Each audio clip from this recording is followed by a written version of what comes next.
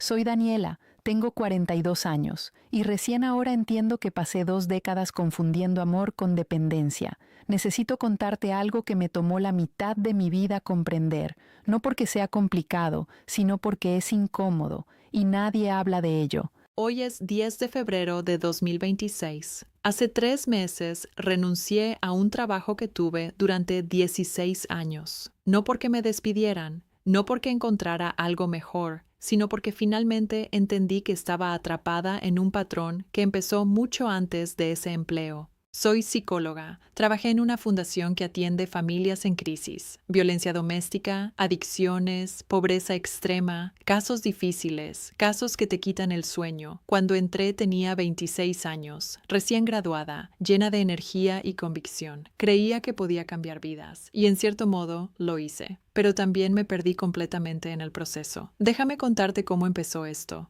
Crecí en una casa que desde afuera se veía perfecta. Mi papá era ingeniero, mi mamá maestra de primaria. Teníamos un hermano mayor, Andrés, que era el orgullo de la familia hasta que dejó de serlo. Pero adentro, nuestra casa era un campo minado emocional. Mi papá bebía, no todos los días, no de forma escandalosa, pero lo suficiente como para que todos camináramos en puntas de pie los viernes por la noche. Mi mamá era el centro emocional de todo. Ella sostenía a mi papá cuando bebía demasiado, calmaba a mi hermano cuando explotaba, me cuidaba a mí cuando lloraba por cualquier cosa, y yo la observaba, aprendí que ser valiosa significaba ser indispensable, aprendí que el amor se ganaba resolviendo problemas, aprendí que si alguien te necesitaba, eso significaba que importabas. Recuerdo un momento específico. Tenía 11 años. Mi hermano, que entonces tenía 16, había reprobado 3 materias. Mis padres tuvieron una pelea terrible. Esa noche, Andrés estaba encerrado en su cuarto. Toqué la puerta. Entré. Estaba sentado en el borde de su cama, con la cabeza entre las manos. Me senté a su lado. No dije nada. Solo escuché mientras me contaba que se sentía un fracaso, que no sabía qué le pasaba, que todos esperaban tanto de él. Cuando salí de su cuarto, sentí algo que nunca había sentido antes. Me sentí importante. Alguien me había necesitado y yo había estado ahí. Ese sentimiento se volvió adictivo. Cuando entré a trabajar en la fundación, sentí que finalmente había encontrado mi lugar. Mi primer caso fue Sandra, 32 años, 2 hijos pequeños, huyendo de un esposo que la había hospitalizado 3 veces. Trabajé con ella durante 2 años. La ayudé a encontrar refugio, después vivienda permanente. La acompañé a citas legales. Vi a sus hijos empezar a sonreír otra vez. Era agotador, pero también era la cosa más significativa que había hecho en mi vida. O eso pensaba. Con el tiempo, mi lista de casos creció. La fundación estaba a falta de personal y yo nunca podía decir que no. Cuando mi supervisora preguntaba si podía tomar un caso más, yo decía que sí. Cuando un paciente llamaba fuera de horario, yo respondía. Cuando había que trabajar un sábado extra, yo me ofrecía. Me convertí en la psicóloga a la que todos buscaban. Mis jefes me adoraban, mis colegas me admiraban, mis pacientes me agradecían con lágrimas en los ojos, y yo me sentía completa, hasta que no lo estuve.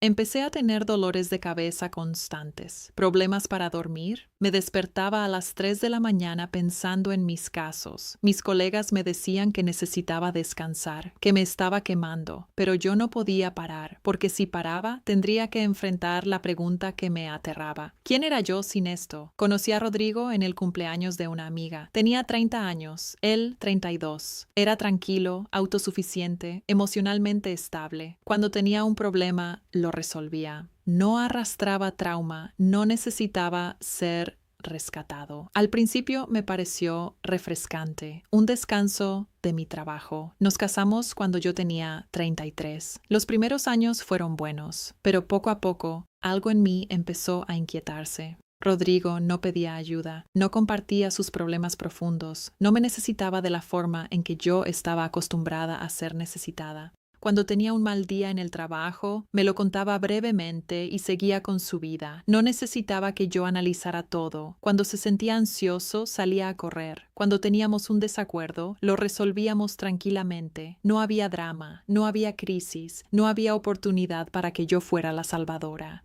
Y eso empezó a molestarme. Sin darme cuenta, empecé a crear problemas donde no lo sabía. Criticaba sus decisiones, cuestionaba sus emociones, ofrecía soluciones a cosas que él no veía como problemas. Cuando me contaba algo, yo lo convertía en una sesión de terapia. Él me decía, solo quiero que me escuches. Y yo respondía, eso es lo que estoy haciendo. Pero no era cierto. No estaba escuchando, estaba diagnosticando, estaba desesperada por sentirme importante en su vida. Pero lo único que logré fue alejarlo. Rodrigo se fue apagando, dejó de contarme cosas, dejó de invitarme a sus planes, dejó de intentar conectar físicamente también. Y yo me volqué aún más en mi trabajo. Durante años, la fundación fue mi refugio. Ahí sí importaba, ahí sí me necesitaban. Trabajaba 12, 14 horas al día. Respondía correos a medianoche, atendía llamadas de emergencia los fines de semana. Mis jefos decían que yo era el corazón de la organización. Mis pacientes decían que les había salvado la vida. Y yo me aferraba a esas palabras como si fueran oxígeno, porque en casa, Rodrigo ya no decía nada. El quiebre final llegó hace un año con una de mis pacientes. Marcela había estado en terapia conmigo durante 5 años. La había conocido cuando acababa de escapar de una relación violenta. Llegó destrozada y yo la ayudé a reconstruirse. Trabajamos juntas para procesar el trauma. La acompañé mientras recuperaba la custodia de su hija. La apoyé cuando consiguió trabajo estable. Celebré cuando se mudó a su propio apartamento. Era mi caso de éxito. Mi prueba de que lo que hacía valía la pena. Y después, un martes por la tarde, recibí su llamada. Volví con él, dijo con voz quebrada. Sentí como si el piso desapareciera bajo mis pies. ¿Qué?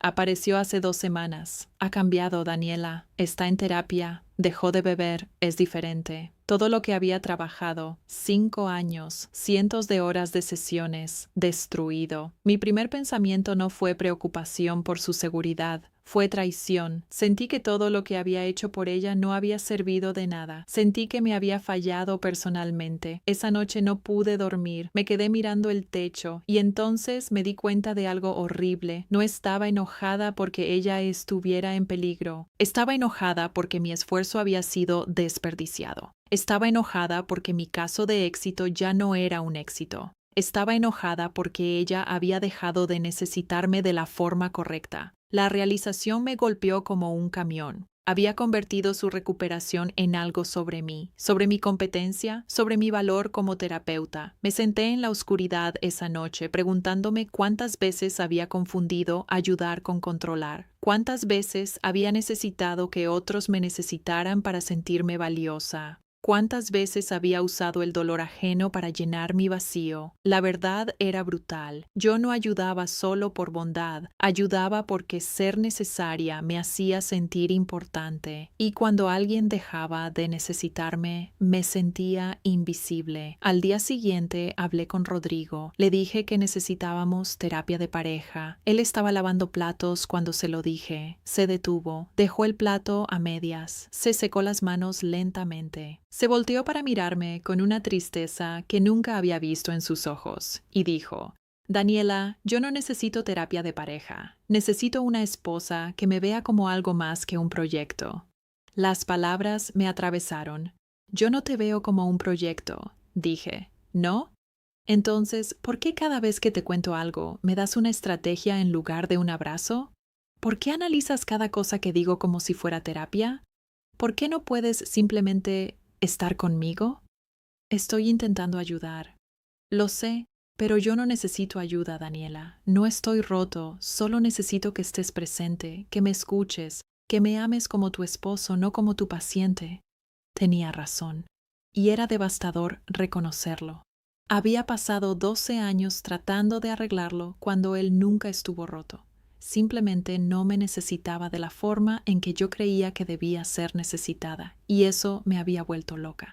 Empecé mi propia terapia a la semana siguiente. Mi terapeuta, Patricia, no se dejaba engañar por mis racionalizaciones profesionales. En nuestra tercera sesión me detuvo. Daniela, puedes usar todo el lenguaje técnico que quieras, pero lo que estás describiendo es codependencia, y lo sabes. Tenía razón. Durante los siguientes meses tuve que enfrentar cosas que había evitado toda mi vida, que mi valor no dependía de cuánto necesitaban de mí, que amar no era lo mismo que rescatar, que estar presente no significaba estar disponible todo el tiempo, que decir no me hacía egoísta. Tuve que rastrear todo hasta mi infancia, ver cómo había aprendido que ser valiosa significaba sacrificarse hasta la extinción. Tuve que admitir que había elegido una profesión que alimentaba mi necesidad de ser necesitada. Fue doloroso. Había días en que salía de las sesiones sintiéndome destrozada, pero también había días en que salía sintiendo que finalmente podía respirar.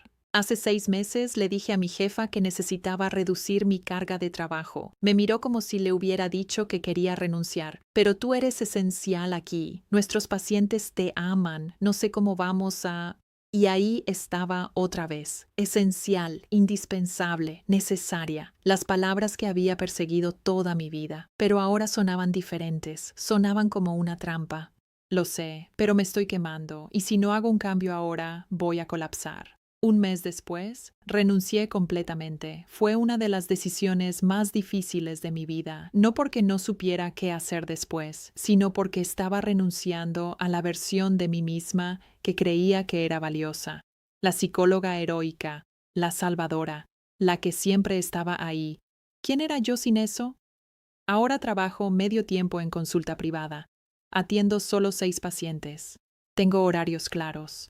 No respondo fuera de sesión salvo verdaderas emergencias. Y establecí una regla.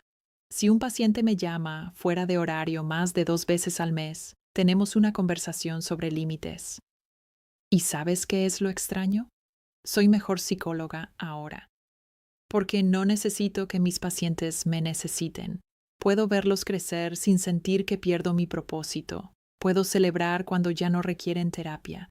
Puedo dejarlos ir sin sentir que pierdo mi identidad. Hace 2 semanas, uno de mis pacientes me dijo que se sentía listo para terminar la terapia. Mi primer instinto fue pánico, convencerlo de que aún me necesitaba, pero respiré profundo y dije, me parece maravilloso, has hecho un trabajo increíble. Y lo decía en serio. Rodrigo y yo estamos intentando reconstruir. No sé si funcionará. Hay mucho daño acumulado, pero por primera vez en años puedo estar con él sin intentar arreglarlo. La semana pasada me contó sobre un problema en el trabajo. Mi primer instinto fue analizar, ofrecer soluciones, pero me detuve y simplemente dije, eso suena estresante.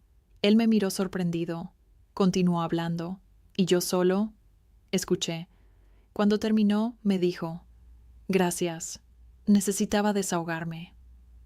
Era tan simple, y había estado fuera de mi alcance durante tanto tiempo.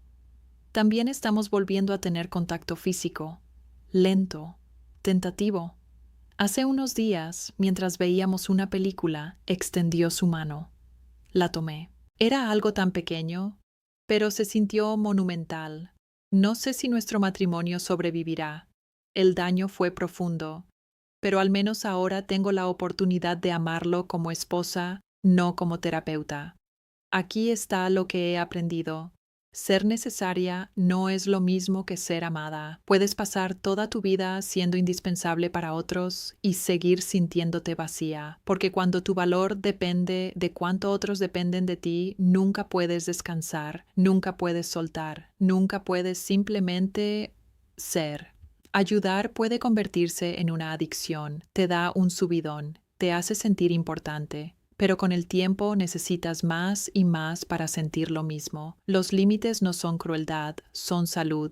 Decir no no te hace egoísta. Los límites hacen posibles las relaciones sostenibles. No puedes rescatar a nadie que no quiere ser rescatado. Y más importante, no deberías intentarlo. Tu trabajo no puede ser tu identidad completa. Porque, ¿qué pasa cuando ya no puedes trabajar? ¿Dejas de tener valor? Amar significa ver a la persona, no el proyecto. Rodrigo nunca fue un proyecto. Era una persona completa que quería ser vista, escuchada, amada por quien era. Todavía estoy en el proceso. No está todo resuelto. Algunos días es fácil. Otros me encuentro buscando maneras de volver a ser indispensable. Es un patrón profundo. No desaparece de la noche a la mañana, pero ahora al menos sé reconocerlo. Si estás leyendo esto y te sientes identificada, escúchame. No tienes que ser indispensable para importar. No tienes que estar disponible todo el tiempo para ser buena persona. No tienes que sacrificarte hasta el agotamiento para ser valiosa. Tu valor existe independientemente de cuánto necesiten de ti. Amar no es rescatar, ayudar no es controlar, y ser valiosa no requiere que alguien más esté roto. Soy Daniela, tengo 42 años, y recién ahora estoy aprendiendo a amarme sin necesitar que alguien me necesite. Si esta historia resonó contigo, suscríbete. Hay más historias como esta. Y si tienes tu propia historia, hay un formulario en la descripción. Tu experiencia podría ayudar a alguien más. Gracias por escuchar la mía.